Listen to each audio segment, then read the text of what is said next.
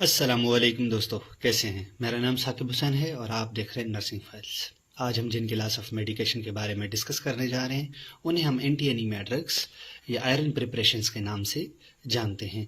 ये anti anaemia drugs आपके haematology system पे एक्ट करती हैं और ब्लड में मौजूद रिड्यूस्ड अमाउंट ऑफ हीमोग्लोबिन और आरबीसीज की प्रोडक्शन करवाती हैं और जो हमारे पास एनीमिया की डेफिशिएंसी है उसे जाके ट्रीट करने में अहम किरदार अदा करती हैं। तो आए एंटी एनीमिया ड्रग्स को डिस्कस करते हैं। एंटी एनीमिया ड्रग्स डिस्कस करने से पहले मैं चाहता हूं कि आपके साथ आयरन डेफिशिएंसी एनीमिया जो कि एक डिजीज है उसकी पैथोलॉजी और कॉजेस डिस्कस कर लूं, क्योंकि इनके ही कॉजेस को ट्रीट करने के लिए हम ये ड्रग्स दे रहे होते हैं। तो सबसे पहले अगर हम आयरन की बात करें तो ये एक एसेंशियल मिनरल है जो कि हीमोग्लोबिन की सिंथेसिस यानी कि प्रोडक्शन में अहम किरदार अदा करता है। जब हीमोग्लोबिन की प्रोडक्शन होगी तो ये इनेबल करेगा ऑक्सीजन ट्रांसपोर्ट को इन आरबीसीज। अगर हम आयरन डेफिशिएंसी एनीमिया की बात करें तो आयरन डेफिशिएंसी एनीमिया में हमारे पास ये हो रहा होता है कि आरबीसीज यानी कि आयरन की कमी हो रही होती है आपकी बॉडी में। जैसे ही आयरन की कमी हो रही होती है तो जिसके नतीजे में क्या होता है कि हीमोग्लोबिन की बॉडी में कमी होती है। और आपको पता है कि हीमोग्लोबिन ऑक्सीजन को बाइंड करके पूरी बॉडी में ट्रांसपोर्ट करता है। तो जब हीमोग्लोबिन की एबिलिटी रिड्यूस हो जाएगी, उनकी जो है वो तादाद कम हो जाएगी ब्लड में, तब क्या होगा कि oxygen carrying capacity of RBCs भी क्या हो जाएगी, रिड्यूस हो जाएगी। तो उसके नतीजे में क्या होगा कि पेशेंट को फिटीग, शॉर्टनेस ऑफ ब्रीथ जैसे जो है वो सिम्टम्स फेस करने होंगे। तो इनके अगर हम कॉजेज की बात करें तो जैसे न्यूट्रिशनल डेफिशिएंसी होगी, पेशेंट खा तो रहा है आयरन को, लीन मीट ले तो रहा है जिसमें जो रिच प्रोटीन है हमारे पास आयरन होता है, लेकिन उसके ऊपर क्या कर रहा है हमारे पास कैफीन का इंटेक कर रहा है। जैसे चाय पी रहा है, चीलेटिंग प्रॉपर्टीज वाली चीज़ें खा रहा है, उसके साथ क्या कर रहा है, सिगरेट पी रहा है।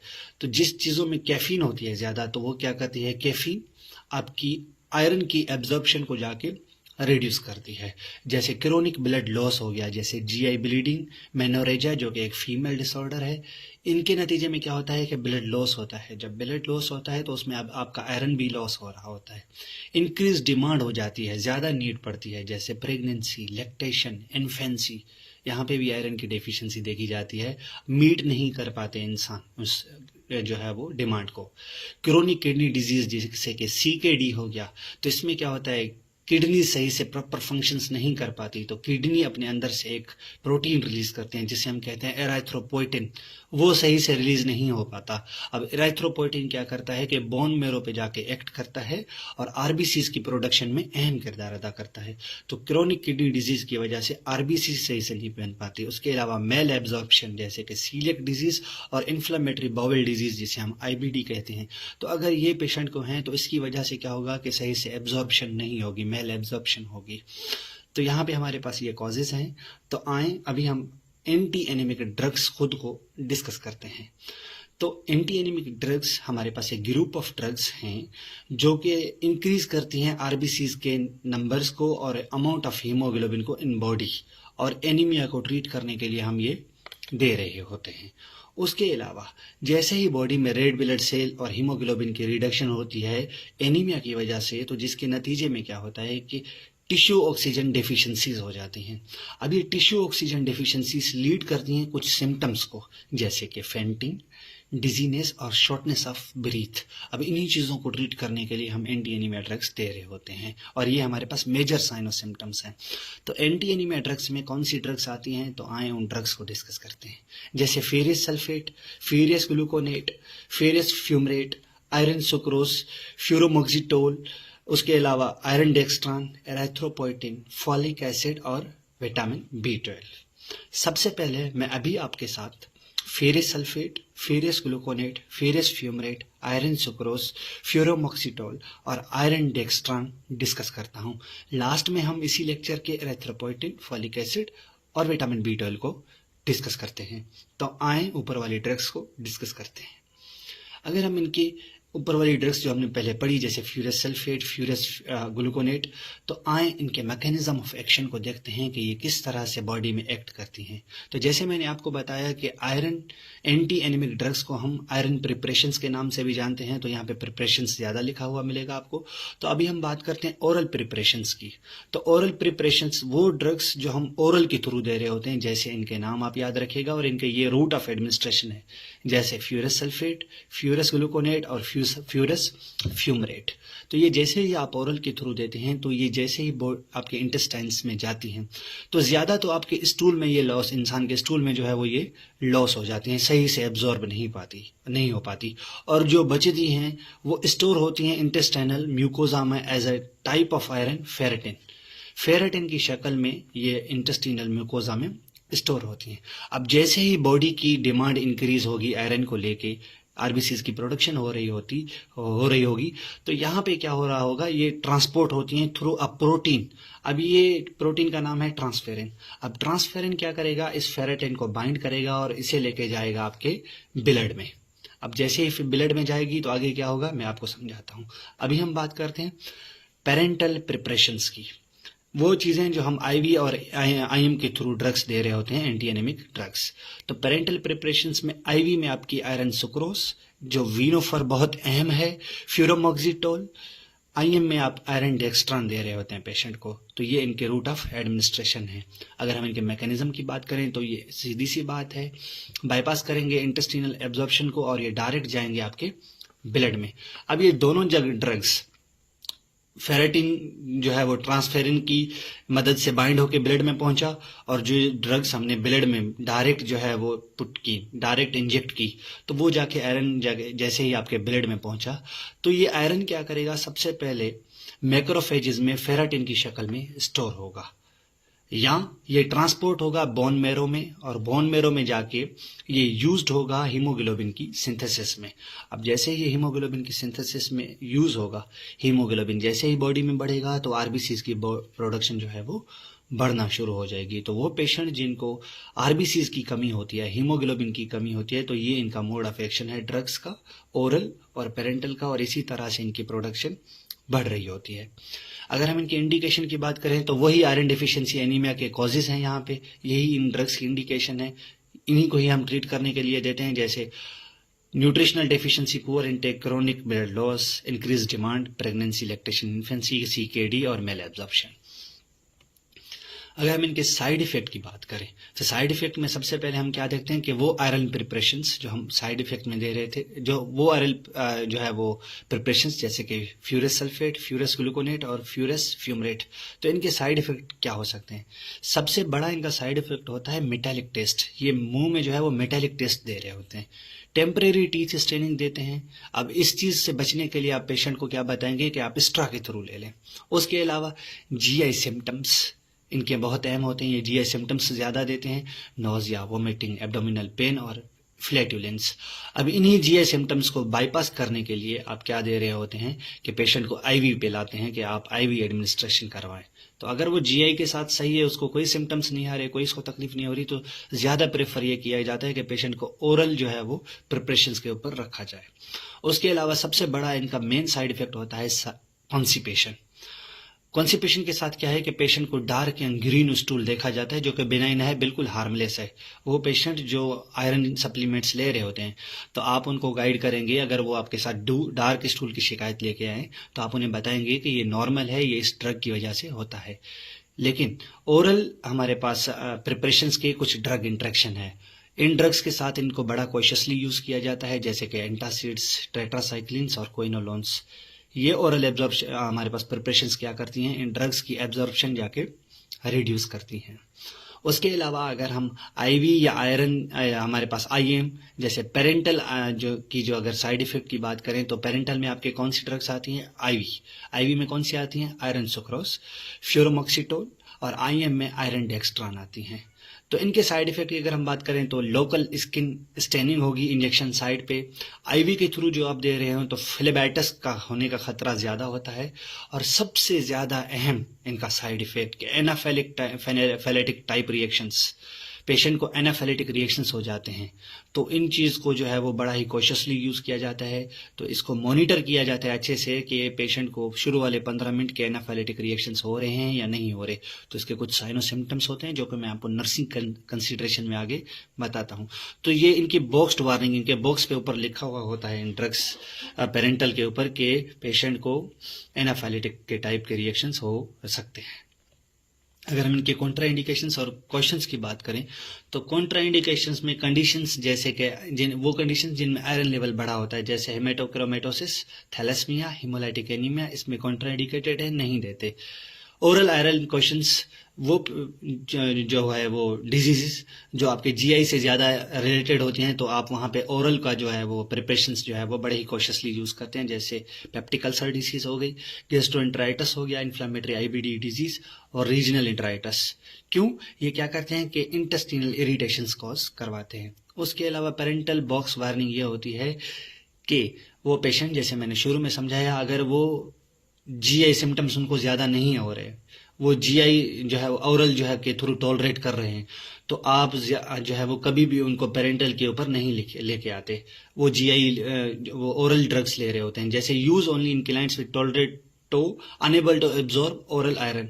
वो पेशेंट जो ओरल को एब्जॉर्ब नहीं कर पाते किसी भी वजह से या उनको टॉलरेट नहीं कर पाते, तो उन पेशेंट को जो है वो पेरेंटल ड्रग्स दी जाती हैं, वरना कभी भी नहीं दी जाती, क्योंकि इनके एनाफिलेटिक होने के चांसेस ज़्यादा होते हैं।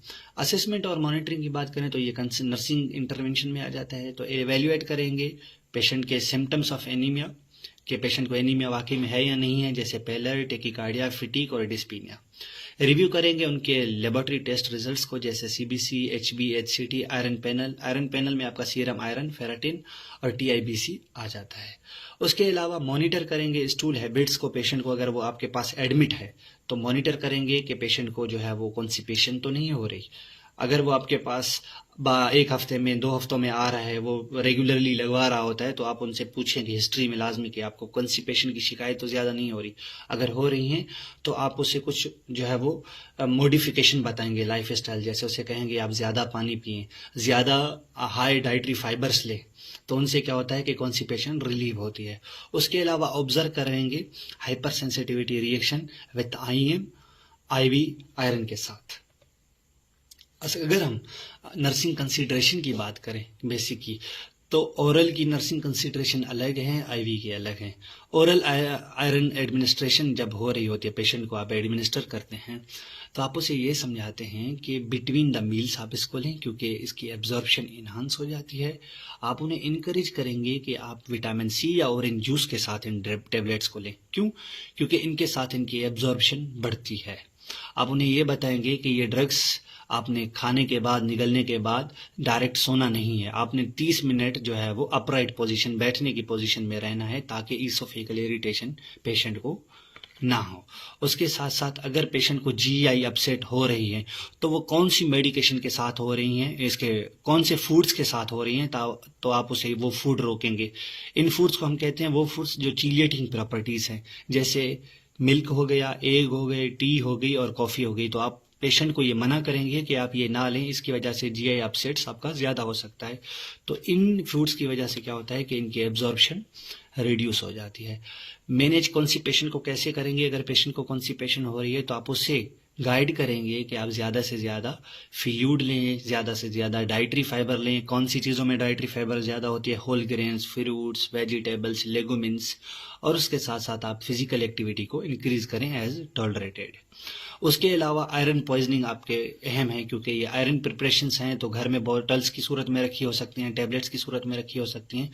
तो आप ये पेशेंट को गाइड करेंगे कि बच्चों की पहुंच से इसे बहुत दूर रखें। अगर बच्चे इसे ज़्यादा पी लें, ज़्यादा खा लें, तो क्या होता है कि आयरन पॉइजनिंग होने के खतरे ज़्यादा होते हैं, जो कि एक फैटल कंडीशन है। उसके अलावा टीथ स्टेनिंग से बचने के लिए पेशेंट को आप समझाएंगे कि आप इसे स्ट्रॉ के थ्रू, स्ट्रॉ की मदद से जो लिक्विड प्रिपरेशंस है ना उनको लें, ताकि आप टीथ को बाईपास करें तो आपको स्टेनिंग नहीं होगी। उसके अलावा अदर इंस्ट्रक्शन पेशेंट को आप समझाएंगे कि डार्क स्टूल या ब्लैक स्टूल बिल्कुल हार्मलेस हैं, आपने इनके साथ परेशान नहीं होना, क्योंकि आप जीआई के थ्रू ले रहे होते हैं, तो इसका ये साइड इफेक्ट है जो कि बिल्कुल हार्मलेस है। अगर हम पेरेंटल एडमिनिस्ट्रेशन में नर्सिंग कंसिडरेशन की बात करें तो आईवी जैसे आयरन सुक्रोज हो गया, तो सबसे पहले आप पेटेंट आईवी जो कि बिल्कुल विजिबल हो और अच्छे तरीके से इस फ्लूइड को जो है वो कंट्रोल कर सके, तो आप सबसे पहले कंफर्म करेंगे पेटेंट आईवी को। उसके अलावा अपने पास इमरजेंसी इक्विपमेंट्स, उसमें सबसे ज़्यादा आपका एपिनेफ्रिन इंजेक्शन आता है। अगर पेशेंट को एनाफाइलेटिक रिएक्शन हो रहा है तो आपके पास ये होना लाजमी है, ऑक्सीजन होना लाजमी है एनाफाइलेटिक शॉक को ट्रीट करने के लिए। उसके अलावा एडमिनिस्टर टेस्ट डोज देंगे, जो कि हमारे पास बिल्कुल प्रैक्टिस नहीं है, लेकिन ये रिकमेंडेड है कि सबसे पहले क्या करेंगे, आप पेशेंट को एक टेस्ट डोज देंगे ताकि आप एनाफाइलेक्सिस को ऑब्जर्व करें। तो टेस्ट डोज में आप क्या देखेंगे, अगले 15 मिनट तक पेशेंट को flushing, difficulty in breathing, weak या रैपिड पल्स या हाइपोटेंशन जैसी कंडीशंस हो रही हैं, तो ये आपको 15 मिनट के अंदर पता लग जाएंगी। अगर ये नहीं हो रही तो उसके बाद जो है वो एडमिनिस्टर करेंगे पेशेंट को फुल डोज। उसके अलावा आप पेशेंट को समझाएंगे कि आप बर्निंग या पेन जैसी सेंसेशन को आप हमें रिपोर्ट करेंगे। अगर ये पेशेंट को हो रही हैं तो आप उसको जो है वो रुकेंगे नहीं वहां पे, और आप आईवी साइड को जल्दी से जल्दी क्या करेंगे, चेंज करेंगे। आप चेंज करेंगे, इस्टेब्लिश करेंगे न्यू आईवी साइट। अगर हम आईएम के नर्सिंग कंसिडरेशन की बात करें जिसमें आयरन डेक्सट्रान आ जाता है, तो आप मॉनिटर करेंगे इंजेक्शन साइट फॉर स्टेनिंग या इरिटेशन या पेन। आईएम में ज्यादातर ये देखा जाता है कि टिश्यू ब्लैक होने लग जाता है, ये उसकी स्टेनिंग हो जाती है, इरिटेशन होती है, पेशेंट को पेन होता है, तो आप इन चीजों को मॉनिटर करेंगे। उसके अलावा इन सब चीज़ों की जो हमने पीछे 5 से 6 ड्रग्स डिस्कस की, इनकी समरी कि आयरन एनीमिया ड्रग्स क्या हैं। आयरन एनीमिया ड्रग्स क्या करती हैं, रिप्लेनिश करती हैं आयरन स्टोर्स को, और ये एसेंशियल होती हैं हमारे पास हीमोग्लोबिन की सिंथेसिस के लिए। तो हीमोग्लोबिन सिंथेसिस होगी तो आरबीसीज की प्रोडक्शन ज़्यादा बढ़ेगी। ओरल आयरन फर्स्ट लाइन होती है हमारे पास, हमेशा पेशेंट को आप ओरल पे रखते हैं, उसको एडमिनिस्टर करते हैं। आईएम और IV for reserved intolerance and malabsorption, वो पेशेंट जो ओरल एब्जॉर्ब नहीं कर पा रहे तो आईएम और आईवी आप उन पेशेंट को दे रहे होते हैं। मेजर ओरल साइड इफेक्ट क्या है कि metallic taste, GI upset, constipation और dark stools. Major IM risk क्या है, एनाफाइलेक्सिस के शॉक्स, और इनको ट्रीट करने के लिए आपने वही चीजें कि आपने पहले से प्रिपेयर रहना है। उसके अलावा आप पेशेंट को ये समझाएंगे कि absorption enhanced by vitamin C, और ये डिक्रीज होती है कैल्शियम रिच फूड्स जिन्हें हम चीलिएटिंग फूड्स कहते हैं और एंटासिड्स के साथ। रेगुलर मॉनिटर करेंगे of iron studies is essential. आप पेशेंट को जब दे रहे होते हैं तो रेगुलरली आप आयरन को मॉनिटर कर रहे होते हैं कि फायदा हुआ या नहीं हुआ। तो यहाँ पे इनकी समरी है। उसके बाद अब हमारे पास बचती हैं 3 ड्रग्स। हमारे पास जो है वो एराथ्रोपोइटिन। अब एराथ्रोपोइटिन को अगर हम बात करें तो एराथ्रोपोइटिन को हम इपोइटिन अल्फा के नाम से भी जानते हैं। ये क्या करती है, जिस्म में जाने के बाद एंडोजीनस एराथ्रोपोइटिन की तरह एक्ट करती है और आरबीसीज की प्रोडक्शन जो है वो इन्हांस करती है इन बोन मैरो। अगर हम इनके जो है वो रूट ऑफ एडमिनिस्ट्रेशन की बात करें तो इन्हें आईवी या सबक्यूटेनियस के तौर पे दिया जाता है, और ये कॉन्ट्रा इंडिकेटेड है इन पेशेंट्स विथ हाइपरटेंशन, ये याद रखिएगा। उसके साथ अगर हम फोलिक एसिड की बात करें तो फोलिक एसिड एसेंशियल कोफैक्टर है हमारे पास synthesis of heme, amino acid, purines and DNA, और इसको जनरली एडमिनिस्टर किया जाता है ओरली।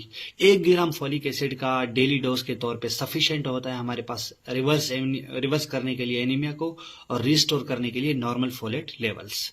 फोलिक एसिड की डेफिशिएंसीज को विल्स डिजीज के नाम से भी जाना जाता है, जो अक्सर एग्जाम में पूछ लेते हैं। विटामिन B12 की अगर हम बात करें तो विटामिन B12 को आपने अक्सर कोबालमिन, सियानोकोबालमिन और हाइड्रोक्सी कोबालमिन के नाम से जाना होगा। ये कोफैक्टर है आरबीसीज की प्रोलिफरेशन और डिफरेंशिएशन में हमें अहम किरदार अदा करता है। विटामिन B12 की डेफिशिएंसी एनीमिया, जीआई कॉम्प्लिकेशन और न्यूरोलॉजिकल कंडीशन और ज्यादा से ज्यादा डीजनरेशन ऑफ माइलिन शीट को भी जो है वो डिजीज कॉज करती हैं। उसके अलावा different formulation can be administered orally और by IV to correct blood anaemia. तो डिपेंड करता है कि पेशेंट की जो है वो कंडीशन क्या है, उसको नीड कितनी है, तो उसके हिसाब से ओरल या आईवी के थ्रू पेशेंट को दिया जाता है। यहाँ पे हमारे पास एंटी एनीमिया ड्रग्स या आयरन प्रिपरेशंस खत्म होती है, और इसके साथ हमारे पास हेमेटोलॉजिकल ड्रग्स का जो है वो बेसिक कंपोनेंट्स डाउ यूनिवर्सिटी ऑफ हेल्थ साइंसेज को लेके खत्म होते हैं। इंशाल्लाह हम अपनी अगली नई वीडियो के साथ मिलेंगे एक नए चैप्टर के साथ। तब तक के लिए अल्लाह हाफिज, दुआ में याद रखिएगा। Thank you so much.